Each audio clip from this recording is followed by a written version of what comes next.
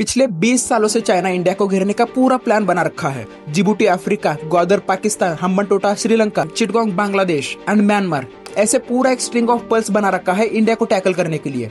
यानी इंडिया को समुद्र से चारों तरफ से घेर लिया है। ग्वादर पोर्ट को 40 साल के लिए तो हम्बनटोटा को 99 साल के लिए एक्वायर कर लिया है। चाइना ने सीपेक डेवलपमेंट के लिए $60 बिलियन खर्च कर रहा है। यानी चाइना से ग्वादर पोर्ट तक डायरेक्ट एक्सेस बाय लैंड हो सकता है एंड फिर वहां से Europe, middle east, Africa and all, यानी पूरा समंदर का आधा रास्ता क्विक स्किप कर दिया। बांग्लादेश में चिटागोंग पोर्ट को डेवलपमेंट करने के लिए चाइना ने हेवी इन्वेस्टमेंट कर रखी है। यानी कुछ सालों में वो भी चाइना का ही हो जाएगा। इन दिनों चाइना की बहुत सिंपल स्ट्रेटेजी रही है, जगह जगह जाकर लोन दो और रीपे ना कर पाए तो उसे हेवी लोन से दबा दो और वो देश अपना। और यहाँ से पाकिस्तान को लग रहा होगा कि पाकिस्तान का डेवलपमेंट हो रहा है, बट पाकिस्तान को थोड़ा सा भी अंदाजा नहीं है कि वो ऑलरेडी चाइना का हो चुका है। तो चाइना के सीपेक को टैकल करने के लिए इंडिया ने क्वाड अलाइनमेंट ज्वाइन कर रखा है। अब आप मैप में देखोगे तो क्वाड में इंडिया, जापान, अमेरिका और ऑस्ट्रेलिया तक शामिल है। तो बीचों बीच चाइना चारों तरफ से इस क्वाड अलाइनमेंट से घिरा है। लैंड, एयर, वाटर तीनों से डायरेक्ट नजर है। यानी चाइना थोड़ा सा भी हलचल करेगा तो यहाँ से जवाब जरूर मिलेगा। इंडियन ओशन में INS विक्रांत ऑलरेडी डिप्लॉय है।